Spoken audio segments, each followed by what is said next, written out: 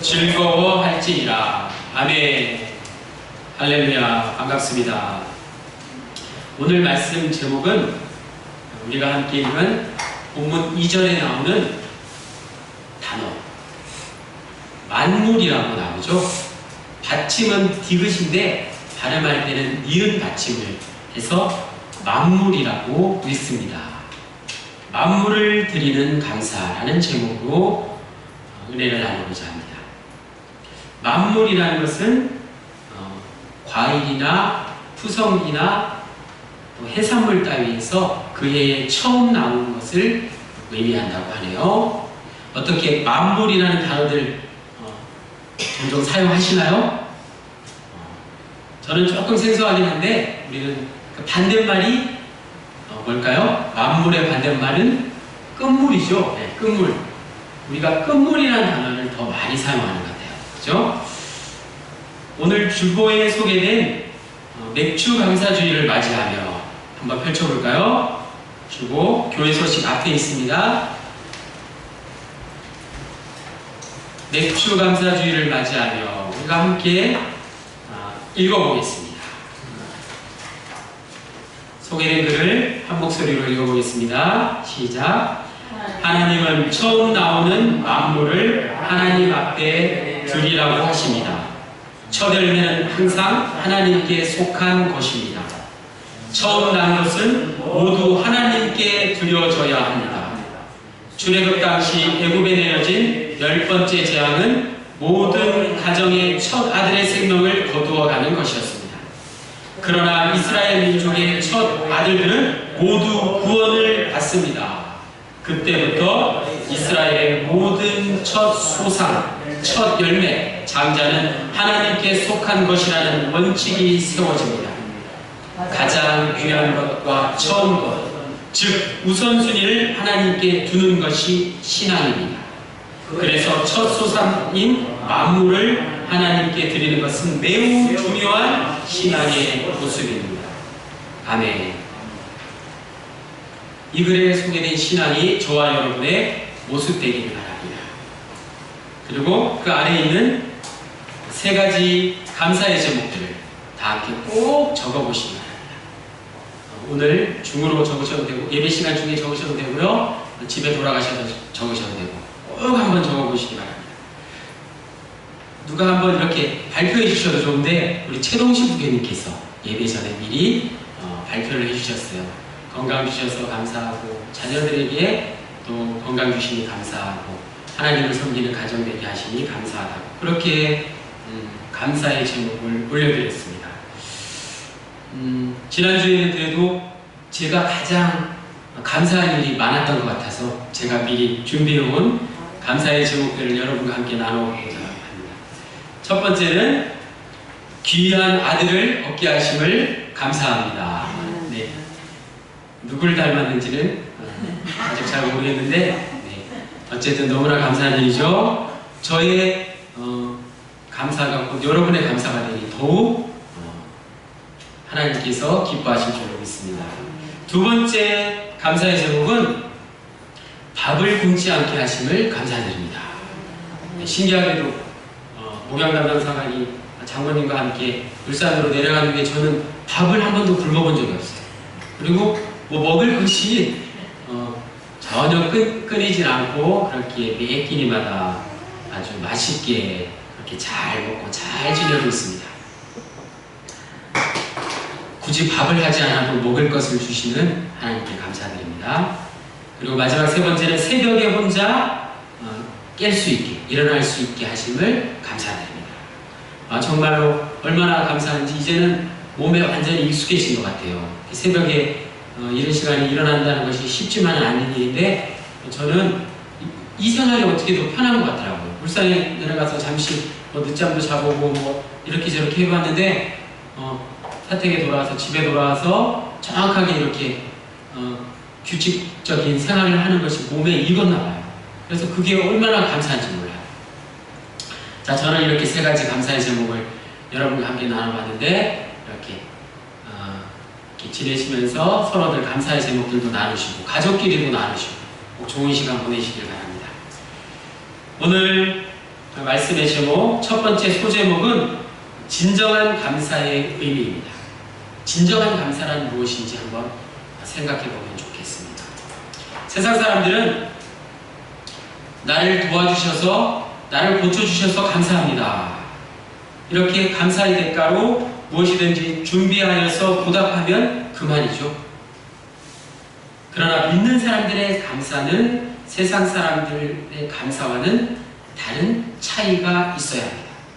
물론 도움을 받은 사람에게 대한 감사는 세상 사람들처럼 표현해야 하지만 믿는 사람들은 그 영광을 하나님께 돌려야 하는 것입니다. 하나님께서는 감사에 대한 대가를 바라시는 분은 아니시지만 모든 감사에 대하여 하나님께 영광을 돌리는 진정한 예배를 원하시는 분이시기 때문입니다. 우리의 입술을 통한 감사뿐만 아니라 로마서 12장 1절 말씀, 자신의 몸을 산제사로 드리는 참된 예배가 주님께서 원하시는 감사입니다. 우리가 맥주 감사주의를 지키는 것은 단순히 물질을 통해서, 우리의 가진 어떠한 것을 통해서 하나님께 드리는 그런 차원이 아닌 것입니다. 감사는 우리 믿는 자들의 영성을 보여주는 것입니다. 우리 그리스도인들이 불신자들과 다른 것은 바로 이 영성을 가지고 있는 것입니다. 오늘날 교회가 이 영성을 잃어버리면 마치 맛을 잃은 소금과 같아서 세상에 아무런 영향력도 끼칠 수 없게 되는 것입니다. 그 영성은 바로 감사의 영성입니다. 구약의 유명한 선지자, 위대한 선지자 하바국 선지자는 이렇게 감사했습니다. 그는 영성이 충만한 사람이었습니다. 다 함께 구약성경 1304페이지 말씀을 함께 찾아보도록 하겠습니다. 구약성경 1304페이지 하바국 3장 17절로 18절까지의 말씀을 한 목소리로 읽어보겠습니다.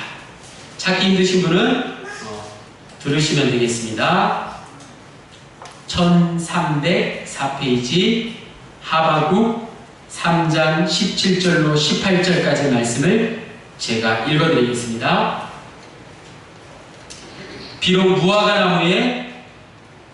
무화과나무가 무성하지 못하여 포도나무에 열매가 없으며 감람나무에 소출이 없으며 밭에 먹을 것이 없으며 우리의 양이 없으며 외양간에 소가 없을지라도 나는 여호와로 말미암아 즐거워하며 나의 구원의 하나님으로 말미암아 기뻐하리로다. 아멘. 하바국 선지자의 고백입니다. 정말 내가 가진 것이 아무것도 없어도 또한 전쟁을 겪고 있는 가운데 그 빗발치는 포화 소리가 들려오는 위기 가운데서 여호와 하나님 한 분 때문에, 그리고 나를 구원하신 예수 그리스도의 그 은혜만 생각해도 나는 감사하다고 말하는 하바국의 그 영성은 바로 우리가 본받아야 할 그런 영성인 것입니다. 그러므로 믿는 사람들에게 있어서 감사는 단순히 물질로만 표현하는 것이 아니라 우리의 신앙을 고백하는 예배인 것이고 우리의 신앙을 더 깊이 만드는 영성이 되어야 하는 것입니다. 두 번째로 하나님의 주권을 믿는 사람의 신앙 고백입니다. 오늘 본문 가운데 5절에서 9절 말씀은 이스라엘의 역사에 대해서 고백하고 있는 내용입니다. 우리의 신앙은 고백을 통해서 증거됩니다. 우리 최동식 부교님께서 그 감사의 조건을, 감사의 그 제목을 이렇게 많은 사람들 앞에서 고백해 주신 것처럼 우리의 신앙은 고백을 통해서, 나눔을 통해서 증거됩니다. 하나님의 주권 속에, 즉 하나님의 인도하심에 따라서 이스라엘은 애굽으로 내려갔습니다. 또 하나님의 주권 속에서 430년간을 살았고 번성하며 축복을 누렸습니다. 하나님의 주권과 인도하신 가운데 바로의 압제에서 벗어나 홍해 바다를 건넜습니다. 하나님의 주권과 섭리로 적과 꾼이 흐르는 가나안 땅에 도착해서 그들이 그토록 원하던 풍요로움을 누리게 되었던 것입니다. 즉, 감사는 지금까지 함께 해주신 하나님의 은혜에 대한 고백입니다. 감사는 하나님의 은혜에 대한 고백입니다. 자신의 모든 지난 역사는 하나님의 주권과 섭리 안에서 이루어진 것임을 고백하는 것이 참된 감사입니다. 다시 말해서 하나님의 주권을 믿는 사람의 신앙 고백이 바로 참된 감사입니다. 세상 어느 것도 우연이나 저절로 된 것은 없습니다. 우리가 생각하기에 우연이라고 생각하는 것도 하나님의 간섭하심과 하나님의 개입하심이 있었던 것입니다. 모든 것이 하나님의 주권 아래 움직이고 있습니다. 우리 사랑하는 권위가 저기 뒤에 있지 않습니까? 네. 하나님의 주권 안에서 우리가 오늘 하루도 살아가고 있음을 믿으시기 바랍니다. 오늘의 내가 있기까지 우리의 가족이, 내 기업이 존재케 할 수 있었던 것, 그것은 오직 한 분 하나님의 도우심 가운데 가능케 되었던 것입니다. 사도 바울의 말대로 고린도전서 15장 10절에 내가 나된 것은 하나님의 은혜요 라고 고백하는 것이 바로 진정한 감사인 것입니다.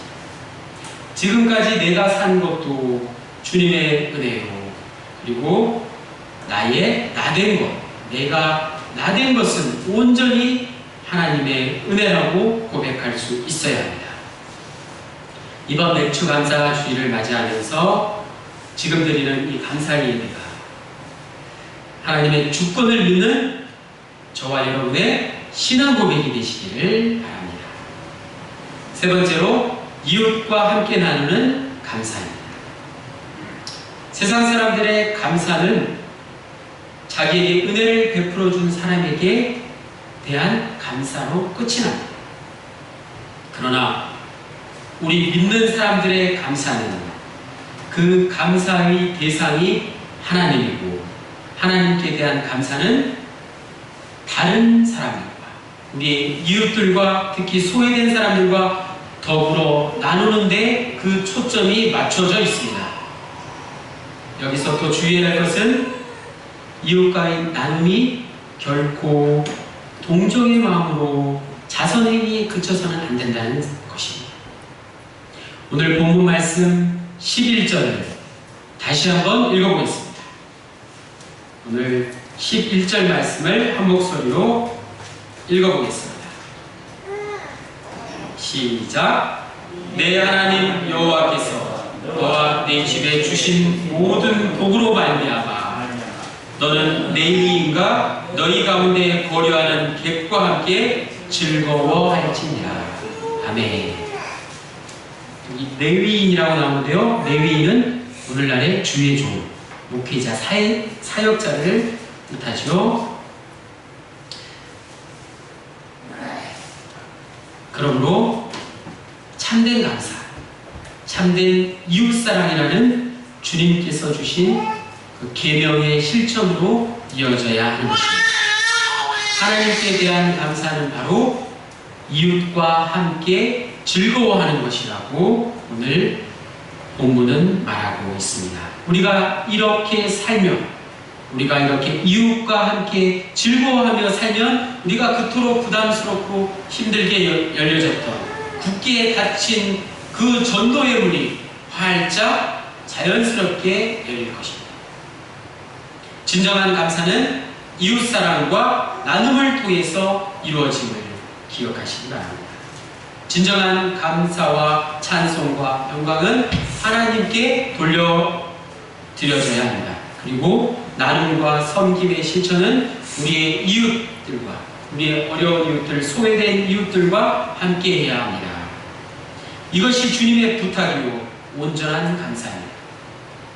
우리가 하나님께 받은 그 크신 은혜를 오늘 말씀, 오늘 11절 말씀, 레위인과 너희 가운데 거류하는 객과 함께 즐거워할지니라, 이 말씀을 통해서 실천해야 하는 것입니다.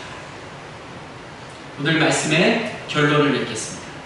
저와 여러분이 함께 나눈 이 모든 감사는 처음 시작한 오늘 말씀의 제목, 만물을 통해서 시작되었습니다.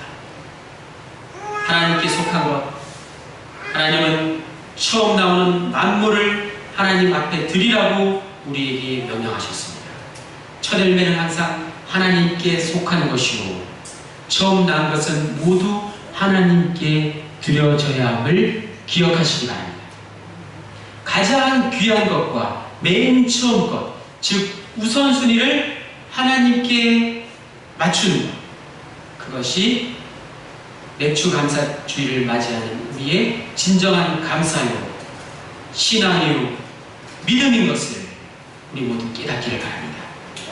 만물, 첫 열매를 드리는 감사를 통해서 진정한 감사의 의미를 깨닫고 하나님의 주권을 믿는 신앙 고백이 우리의 삶 가운데 충만하여서 이웃과 함께 나누는 감사가 늘 함께 하시기를, 여러분의 삶 가운데 늘 함께 하시기를 간절히 축원합니다.